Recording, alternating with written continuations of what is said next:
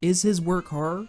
Maybe not all of it explicitly, but it is for the most part at least horror adjacent. Whoa. And his impact as an artist has certainly affected the path that dreamlike horror has taken since then.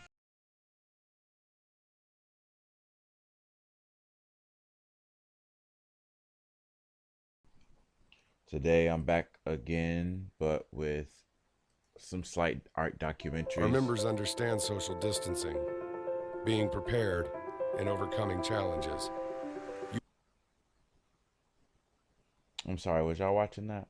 Dr. Seuss was one of the most famous and successful children's book authors and illustrators in the world, with his books selling more than 500 million copies. And for many of us, his works produced cherished childhood memories. He would take these parts, combine them with paper mache and paint, and transform them into busts of fictional creatures. He called the eventual 18 sculptures that would result from this process unorthodox taxidermy. Some of my favorites have to be the goo-goo-eyed Tasmanian woolgast, the mulberry street unicorn, the sea-going dilemma fish, and the sawfish. It's hard to summarize the many paintings he produced behind closed doors, so it's really best to approach them case by case. These secret Dr. Seuss works have a variety of styles and subjects. The works I think are most interesting are the ones that are darker, both in color schemes and subject matter. A very simple painting titled Cat in Obsolete Shower Bath demonstrates the purely aesthetic choices of the darker paintings. The brushstrokes and layering of color is erratic. There's no flat or smooth colors,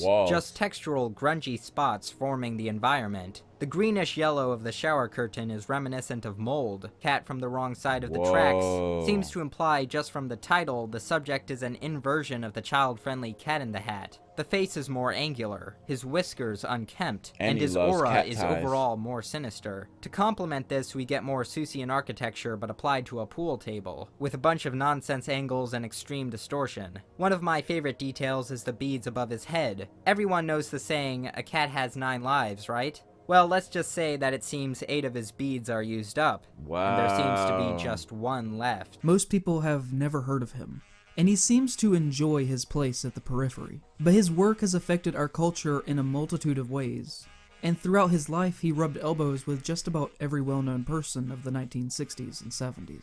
The use of music in Rabbit's Moon is also exceptionally influential on modern cinema, as up until this point, popular music had not really been used all that much in films. Movies only really had orchestral scores to use as music. If they were using pre-existing music, then they were almost always based on hit musicals. Or a song would be written specifically for a movie as a theme song, and would only then afterwards become a popular song. Anger enjoys getting a reaction in people, and enjoyed to either shock or disgust with his art whenever he could in this phase of his career. But he also believed, I think, in a basic love of everyone. And through that lens, you can see in all his films a view of the changing times, and how Anger saw the world as it was, and also how he wished it to actually be. A more open world, inviting to new ideas of mysticism, acceptance, and dreams. A world of love, and a world of embracing the unbound spirit of all things in life and art, with his message being that the key of joy lies in disobedience. This is a photograph by Zdzisław Beksiński. Over the course of a 50-year career in art, he would materialize dreams and nightmares onto canvas and celluloid, bring a global eye to Polish art, and would help to define modern heavy metal aesthetic. And it is undeniable that the horrors he experienced through his entire adolescence would later play a massive role in the mindset of his works that he would go on to create. Although not formally trained in art, in 1955 he would study architecture, and develop drafting skills through that would later help him in more than one way. And it was here, in 1957, that Beksiński immediately disrupted the art world with his earliest works of photography, saying that the pervasive style of pure photography didn't allow for artistic expression, and that the medium should grant that to an artist to make an artistic statement if the artist wants to do that.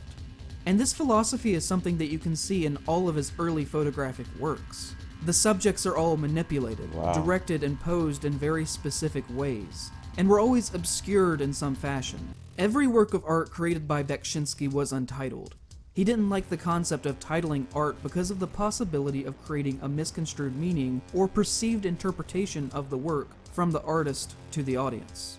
He explained in a 2002 interview that in his opinion, interpretation is imposed by others. Speaking immodestly, paintings are to be admired or contemplated. Admired without asking what it means. If I had something to say, I would write it down or say it. I'm looking for Sims. Yeah, we'll go with this. His life in the beginning. Weren't you and Nancy together, quote unquote, and then you added those bitches in there? I'm sleep on the bench. I'm tired. Why is he tense though? You don't fuck with me, fam? We ain't cool? Nah, he don't fuck with you. He said this bitch boring. A nigga just walked off on me. He was like, yeah, I'm done talking to you, bitch.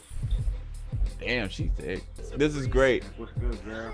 You want pancakes? Oh, Blue's coming. Oh, the sister came in too. Where's Nancy Right at? in front of the sister. Am I gonna play with both of them? Is Nancy? Oh, Nancy's gone.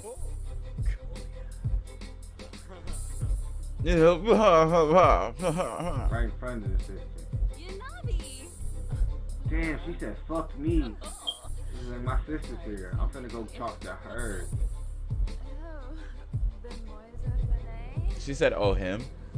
He's just a roommate. Swagged out. Are you going on a date right now?